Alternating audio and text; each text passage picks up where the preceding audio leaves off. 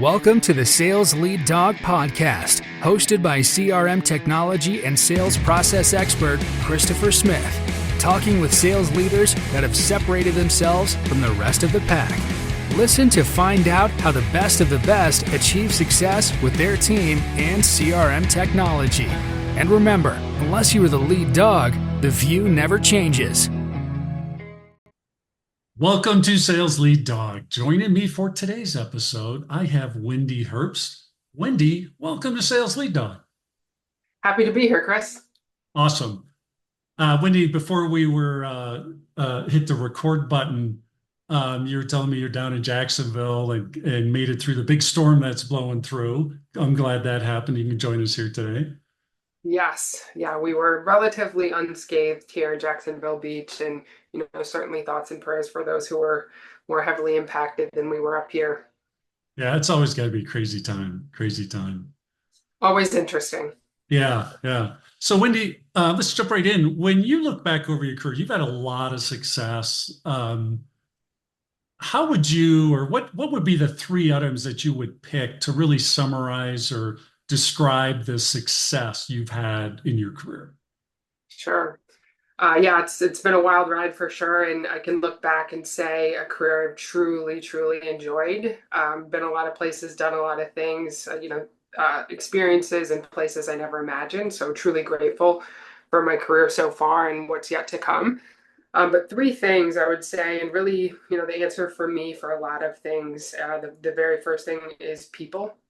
And when I say that, I mean, I think back of all the people that I learned from, the customers that I get to learn about what they do and what allows them to make their decisions, the people that I work with that have taught me along the way. And then as I've moved into leadership and executive roles, the teams that work for me, I'm always humbled by what they're willing to do, the sacrifices that they make in their time and their family.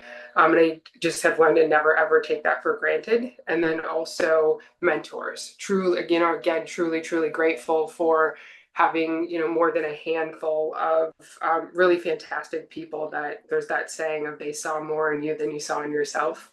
And again, really grateful to have had those people in my life that have helped foster my career and developing skills. So certainly people is top of mind for me.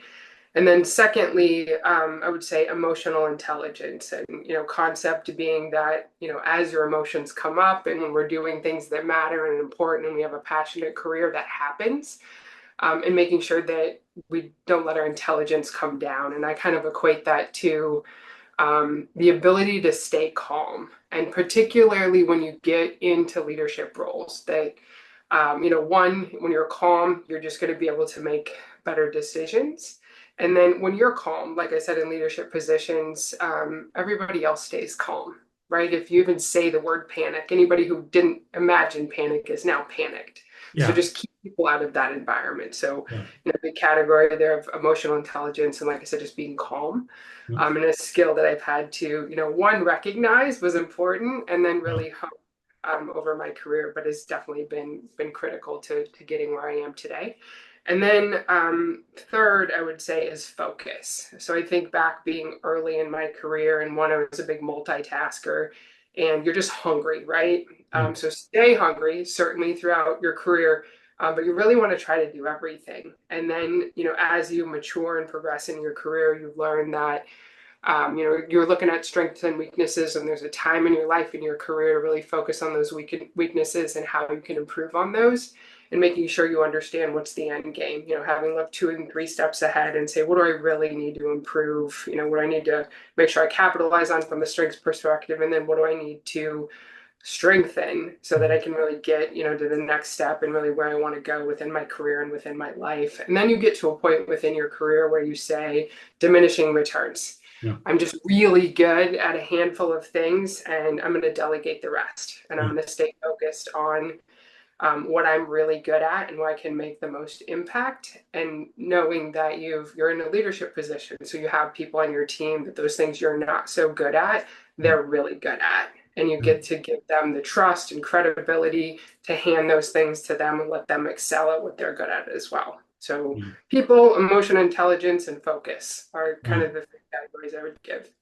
I love that. And it's also, I think your answers to me, they're all very interconnected For because with sure. people, to be good with people, you have to have very strong, very high level of emotional intelligence, especially in sales. And especially, if you're doing high pressure sales or, anything like that, man, you better be able to have empathy and vulnerability and like as you're saying, stay calm, because it's a lot harder if you don't have that. You're going to struggle. You're doing nothing but making it more difficult, for Oh sure. yeah, yeah, without a doubt, without a doubt. So you come from a marketing background. Tell me about that. Sure. So I did. Came out of school, and I had an emphasis within school on the marketing side, and that really was fostered from some professors that I had that Right. really just, kind of sparked that within me.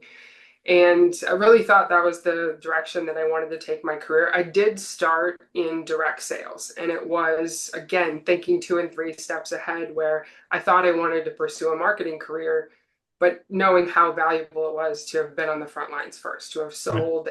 How can you market a product that you've never sold? We don't understand the challenges of what the salespeople face, the questions that they get ultimately, which is what your customer needs. Yep. So started there, and then I loved looking at the marketing side of things, the idea of taking, any type of industry, right, and saying, how's it structured? What are the markets like? What are the segments within it? What would be our target segments within that? What does the value chain look like? And then you start to understand that a value chain is truly that. There's dollars tied to it. Mhm. So you have to look at, where does everybody make money? Because the only time value chains fall apart is when somebody stops making money. Unless everybody's making money, it doesn't work. So really digging in and understanding, what is the structure, how does it work, and where can I bring value, was just really fun to me and really exciting. And then just in doing that work, and then you take it, a little bit of a, just being, totally straightforward naive kid coming out of college, that you do that work because it's fun and exciting, and then you take it and you realize the impact that it can make when your company has that knowledge, that you really can define the value that your company and your products, your services that you have today, or you have the ability to create, can bring to those customers. So it was just, really my love for that. Yeah. And then, continue to do those things. As I said, it just it ended up being really a really valuable skill to have, and it was, serendipity for me, that the how much I enjoyed doing that work as well. And then really, really fantastic foundation for where I've now found myself in my career on the business management and an executive side of things, to truly understand that work, its value, and how it contributes to developing strategy that ultimately leads to having the proper organization, the proper sales process, the proper metrics, and the organization that drives that strategy forward. Yeah. What brought you back into sales? Um, One of those fantastic mentors. Yeah. So it was, a couple of people along my career. So I can Yeah. look back and say, like I said, really fortunate to have had different leaders say, are you sure you want to keep going down this marketing? Because I think maybe, you might want to pivot this way. And I always had that in the back of my mind. And it really was my passion for the marketing side of things that kept me on that path, on the strategic marketing side. And then you come to different forks in the road, and one of those came up, and it was one of those mentors, and I'll repeat it again, that they saw in me what I could not see in myself, and said, you're going to do this and you're going to be great at it. And I'm so grateful for that, because as much as I thought I loved the marketing, and I did, I still do. I went to the sales and the business management side of things, and really, really the commercial execution piece. And I found my place in the world, shall they say. And I'm so grateful for that mentor that said, this is where you're going to go. And there was that opportunity. And I didn't want to disappoint him. So was just really grateful. Did he ever tell you what it was that he saw in you that said you have to do this? So I asked that question Yeah. because I was interested. Why? Because it's one of those things, again, as you mature in your career, you say, I'm grateful. I want to be able to do this for others. So how do you, study that so you can recognize it, and recognize it in others and do that for others? And it was, he said a couple of things, which one was mental toughness. That marketing's the softer side of the commercial organization, shall we say, and then the sales side, some more conviction maybe in making decisions, et cetera. And he's like, you have the mental toughness to do this, and just a natural leadership ability really was the other piece, that you come with data, you're very thoughtful, and people recognize that and they want to follow that. So you're better suited to make an impact in this type of role. That's interesting. Were you scared to make that leap? Terrified.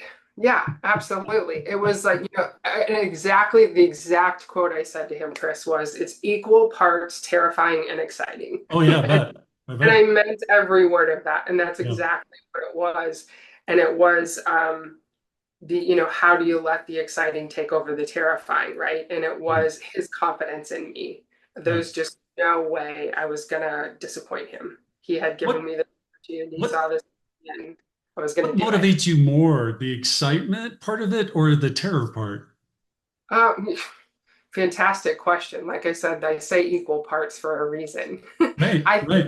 it is the combination that Okay. is that, right? If it was just exciting, what might happen? If it was just terrifying, I shudder to think what Yeah. might happen, right? But that combination of exciting and terrifying that's where the magic happens. Yeah. Yeah. What motivates you today? Making an impact.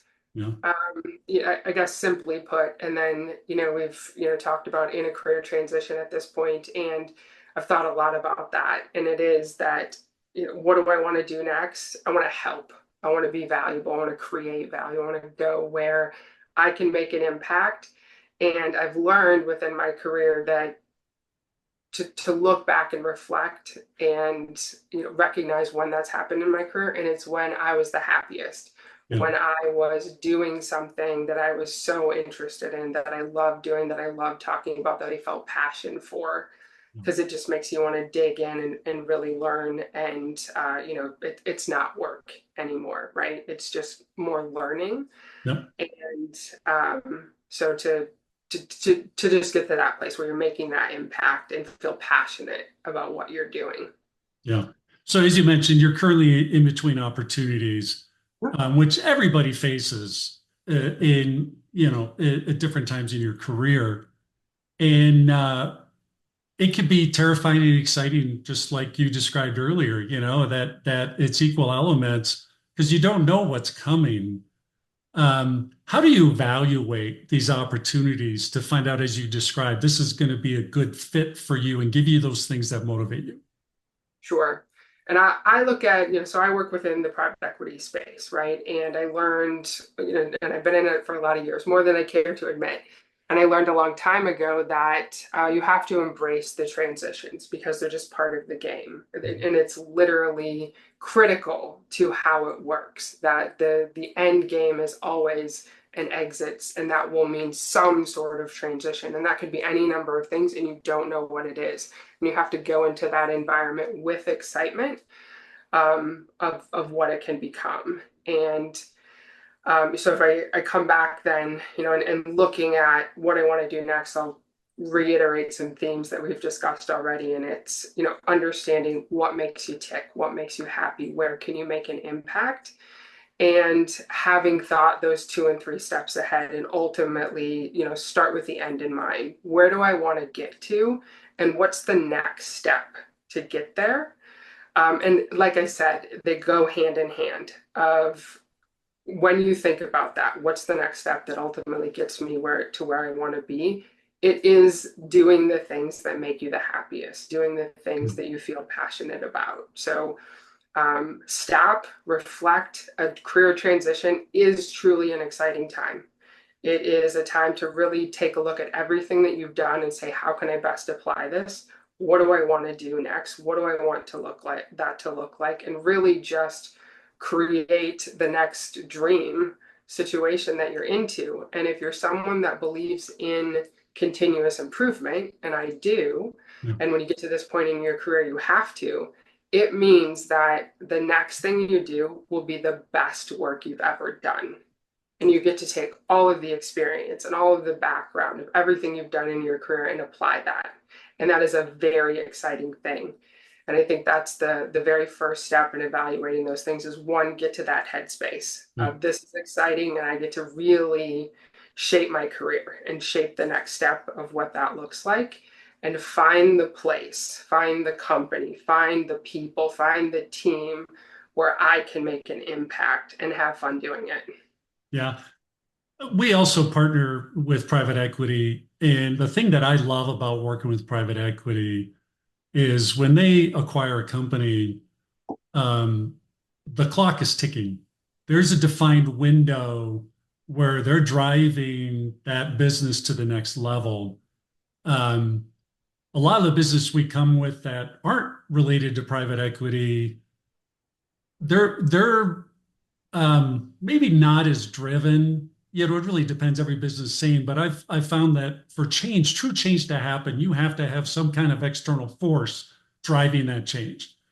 Mhm. And with portfolio companies, that external force is, hey, we need to grow to get to this point in a defined period of time. That's a lot of pressure for a leadership team.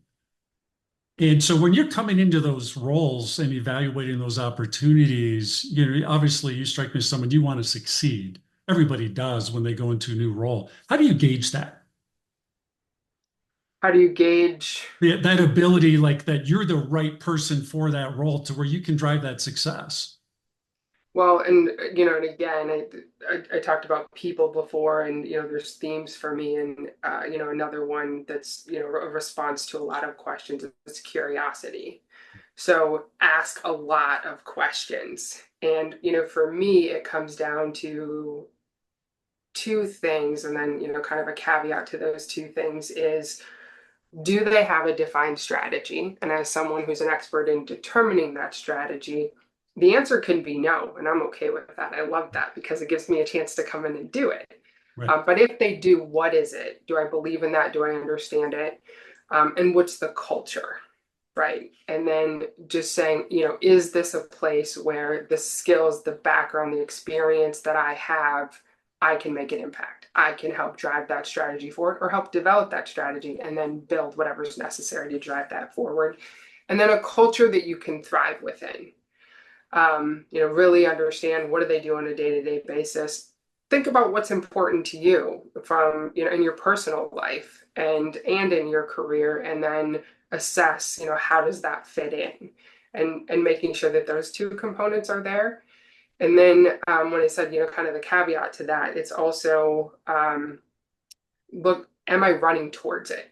Right? Anything, any situation we're in today. And, if we talk about career transitions in general, right? It can be you're at a company and you're deciding to leave, there's a reason for that. You have to make a move to a different location. There's a reason for that, on and on, right? And you can apply this in anything, right? Relationships, etc.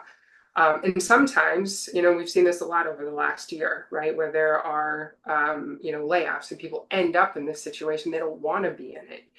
And so then you're leaving an unemployment situation. So regardless, you're in a situation, and when those next opportunities are going to go back to an exciting, positive experience from a career transition perspective, make sure you're running towards what you're going to.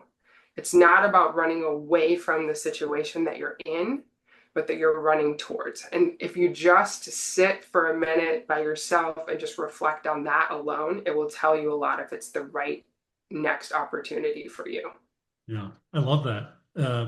Because that's a good gut check. You know, it's like, am I really running towards this, or I'm just accepting it because it's what's in front of me? Exactly. Yeah, don't let those, and I don't, don't discount that there can be pressures in that situation. Everybody has their own, right? They could Yep. be familial, social, financial, whatever the case may be.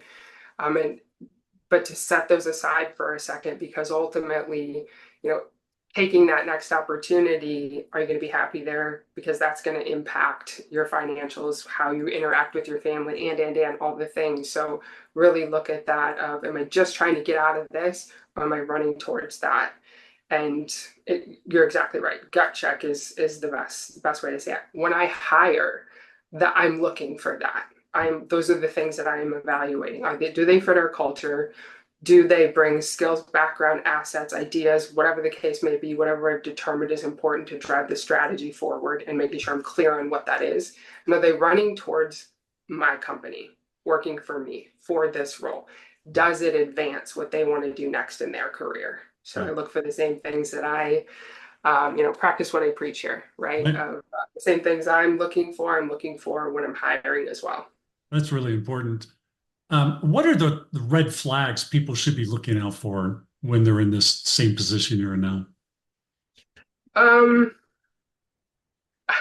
I mean, simply put, I guess kind of the opposite of that, of, where things don't listen to your gut, right? If something doesn't feel right, there's a reason for that. Yeah. And then to have really done that work to evaluate and said, these are the must-haves that I want, and then really, really understand your ability and willingness to compromise on those things. And if they exist, it's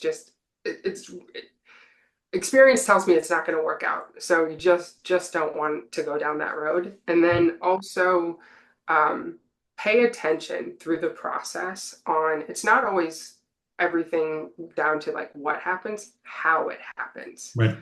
Because how that process is for you, any interaction that you have with people, with companies, it tells you something about how it's going to be when you're there. Mhm. And if you didn't like something about that, you really have to think about, was it a one-off or is it a red flag? And Yeah. is it something that I really need to consider? And again, go back to that gut check and say, I don't like this thing, and am I going to continue to experience that if I go forward? And how do I feel about that? Yeah. It's like when you're selling, you have to be able to identify those deals that aren't a right fit for your business.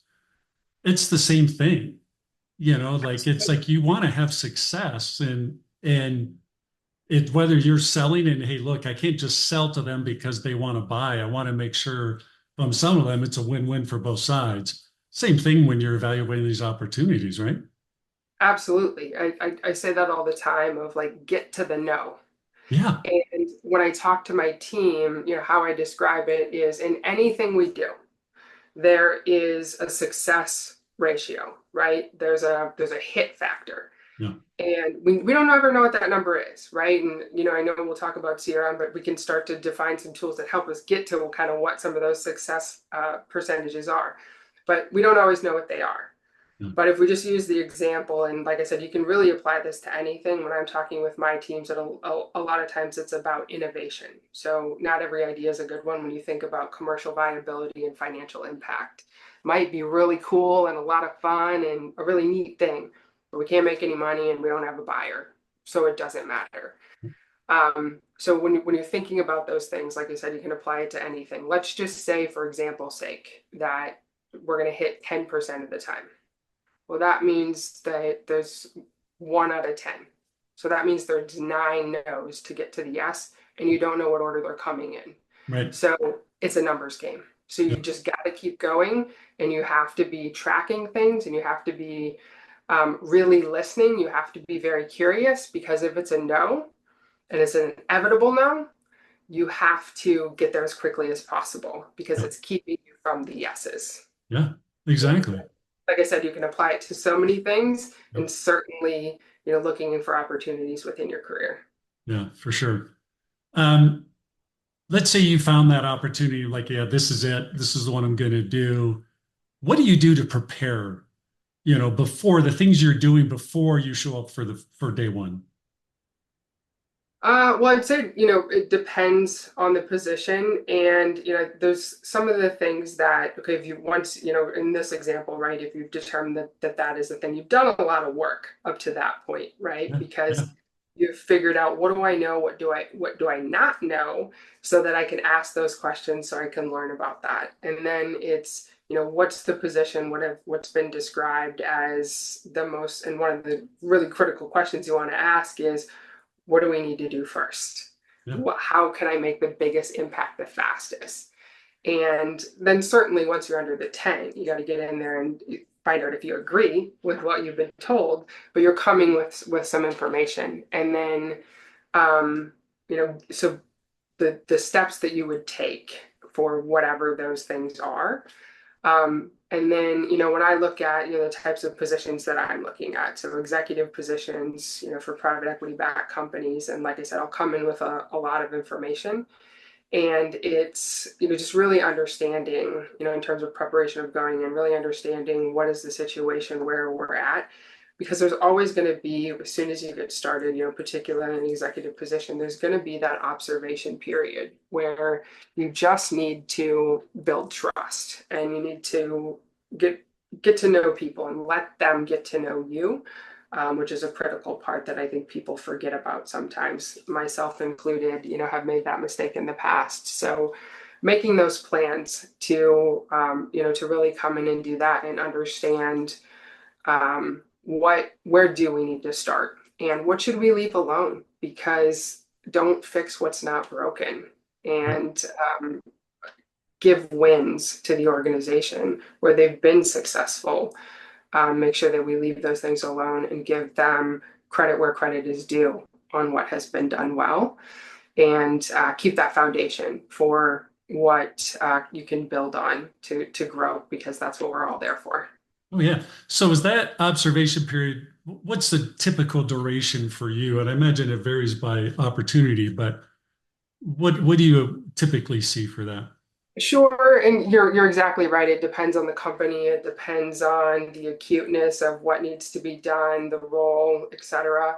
But I kind of think of it in kind of a 30, 60, 90. So there's like observation, planning, execution, Yeah. right? So so kind of typical, I'd say 30 days, and then that'll flex, right? Up or down depending on a lot of factors. We Yeah. just talked about, right, size of organization, acuteness, what's the goal, what's the timeline, particularly in private equity. So, but I would say that's kind of the typical time frame.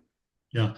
How do you build rapport with a new leadership team when you're coming in? What are some things you do to build rapport and trust? Just be people. We're all there. I get really simply put, we're all Mhm. there to accomplish a goal, and we all understand what the task at hand is, right? That we Yeah. want to grow the company, and in private equity, it's always an exit.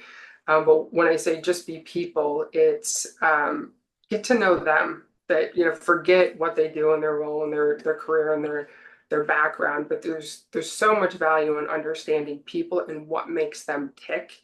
Mhm. And let's face it, the things that make us tick are typically outside of our role, right? We have families, we have hobbies, we have life goals that always revolve around, people and places in our lives.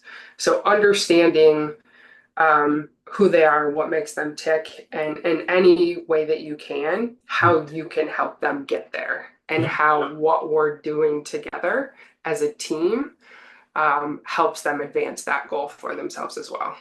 Yeah. That's awesome. Um,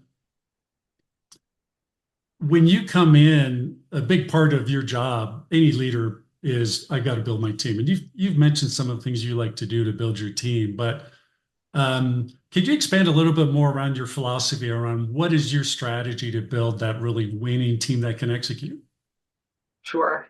So it's, and like you said, we talked about a few of these things, and but if I come back on some of the details of that, I mentioned strategy and culture, right? So in order to determine when you're building the team, do they bring skills and abilities that advance that strategy, and do they fit the culture? You have to have a very clear understanding of what is that strategy and what is that culture, Yeah. right? So and maybe the easier part, right, is strategy, and it's to say, where are we today and where do we want to be, and what are the steps we have to take to get there, and do we have actual viable executable plans to get there. Mhm. And then we work back backwards from there on what are the resources, what's the human capital that we need in order to get there, and the timing in which we need them. And then, like I said, culture it's so critical, right? The most critical thing. What's the saying? Culture eats strategy for breakfast, I think, and I believe that. Yeah.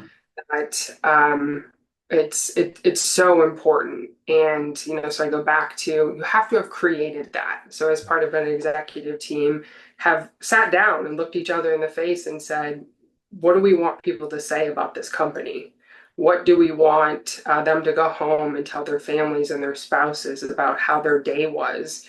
And what happens kind of on a daily basis, how they're spending their days away from them.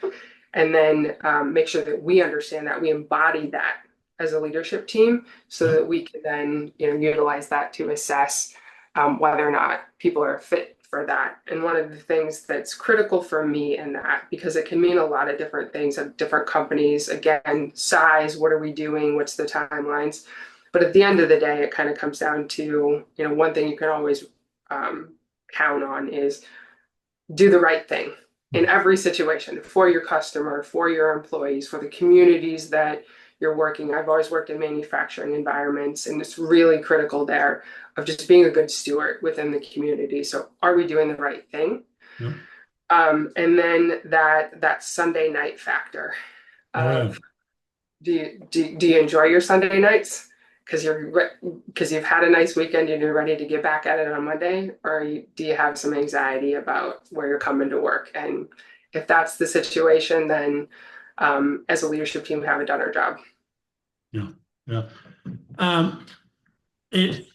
I love that you're bringing up strategy. We've mentioned that quite a bit here, and it's one of the things that I've learned. Back in the day, I used to implement ERP, and now we do CRM. And I talk about this all the time, that for technology platforms to work and really be effective, they have to be aligned and connected to your strategy. And if you don't have that clear strategy, if you don't know where you're going to be 3 years from now, or where you want to be 3 years from now, and then also, as you were saying, have really defined, achievable, executable plans to get there, you're going to struggle. It's all interconnected. You've got to have the right team. You got to have the right technology. So thinking of that, when you think of CRM, do you love it or do you hate it? So Chris, I will answer it this way. I could give you any number of names of salespeople at really any of my previous companies, and you could call them and say, how does Wendy feel about CRM? And their response would be, if it's not in CRM, it doesn't exist. Yeah. I have said that, I don't know, countless times in my career. So driving home the point of, I'm a fan.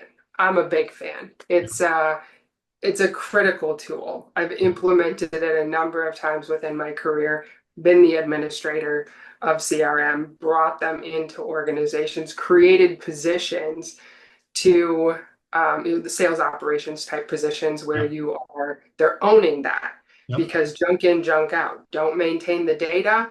Now you've lost your data integrity, and right? I can continue to go on. It's a critical tool for any company in my view. Yeah. What do you find to be the biggest struggle with CRM that you've experienced in the recent past? So I would say two things, one kind of more strategic and one more tactical. So the more tactical is tool versus chore. So making it a tool for the sales team, right? That if they're using it, maybe not as much as they should, or not using it, and now you're implementing it, introducing it as a way for them to advance their book of business, right? Whatever that means, which I'll come back to that on the strategic side of things. But that's exactly what it is. It is a tool for them to figure out when they need to follow up again, to look at their metrics, to figure out, how am I doing against the goals that help me earn my bonus or my commission that lets me do the things I want to do in my spare time and with my family, and make it that for them. as opposed to we now like you to start taking time on entering these things. Don't make an administrative chore. It's a sales tool. Yep. And unfortunately, breaks my heart that we're, in 2024 and we still talk about that's a challenge. Yeah. But that is a challenge that I've experienced throughout my career. And then, so that's kind of on the tactical side. And then on the strategic side is whether you're implementing it, you're changing it, you're wanting to make it more valuable ultimately, right? So you can get more data and use that data to drive decisions within the business Yep. is, so again, start with the end in mind. So thinking about what reporting do we want to get out of this? What decisions do we want to drive? What information do I want my finance department to get? Do I want my salespeople to have? How do I make it this tool? And then working backwards from that so that you get the setup properly. When you first introduce the tool, when you're making any changes, when you're importing data from an ERP or from other systems, that you're making those decisions based on the most valuable output from that input or output. Yeah. Yeah. One thing that I love to preach too is that, I'll ask people like, hey, what are these key initiatives you have or these key um, plans that you have that you're trying to execute against? And it could be, hey, we want to grow, sales in this particular market segment. That I'm like, how's your data structured in CRM that's going to support that? Does your sales team have the data that's helping them drive that? Or are they spending a whole bunch of time in spreadsheets trying to cobble things together, knit things together just to figure out who are we going to target? You're not going to succeed, or it's going to be a lot harder to succeed because your technology is not aligned with executing on your strategies. And that's one of my particular frustrations why so many companies struggle with CRM is because they're doing a great job of figuring out, hey, this is what we're going to do to really drive against our goals, but they're not spending that time to figure out, what do we need to do with our data, with our technology to make sure it's actually supporting that. I completely agree. And you talked about strategy there and goes back to what you had talked about before of really making sure you understand that strategy. And Yeah. this is part of it, right? Yeah. Because really there's so much information that Yeah. that can and is contained within a CRM, and the data that Yeah. you can create from that, like I talked to my teams about, of taking data and making it insightful. Now, Exactly. really the insight is what drives the decision. So making Yeah. that part of your strategy.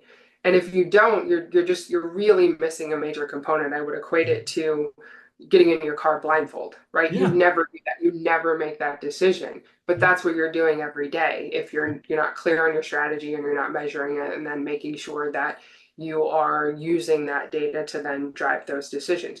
You know where you're going, you know Yeah. where the start button is, you know Yep. where the shifter is. How are you going to get there when you can't see? Oh no, you can't. That's when it becomes a chore instead of a tool. Because Exactly. now you're putting this Exactly. onus on your sales team to become data analysts or data clerks, whatever you want to call it, instead of selling. Yeah. And that's when you're going to get all the pushback. You're like, screw this. This is not helping me. I'm just going to do it my way. Yes. And it just starts, falling apart from there. Yeah. I completely agree. And again, how I say it is appeal to their greed. Exactly. The salespeople who are really good at what they do, they got a little bit of greediness, right? And you Yeah. kind of want Yeah. that in a really good salesperson. So appeal to that and tell Yeah. them that, you really want to, out earn this bonus. You really want to Yeah. outperform. Well, here's how you do it. Yeah. Yeah. And And we're going to help you. We have this great tool. It's going to make it easier for you. absolutely. That's what Yep. everybody wants to hear. Yep. We're at our time here, Wendy. I really appreciate you coming on, Sales Lead Dog. It's been great talking with you. I wish we could talk longer. Um, if people want to reach out and connect with you, what's the best way for them to do that? Yeah, I'm pretty active on LinkedIn. That's really the best way. So if they just want to find me there, that's great. Awesome. So we will have Wendy's LinkedIn profile link in our show notes. You can find that at impellercrm.com/sales lead dog. So be sure to check out the show notes there. And you'll also find our 100 plus episodes of Sales Lead Dog. Be sure to check those all out. Subscribe so you get our future episodes. Wendy, Thank you again for coming on Sales Lead Dog, and welcome to the Sales Lead Dog Pack.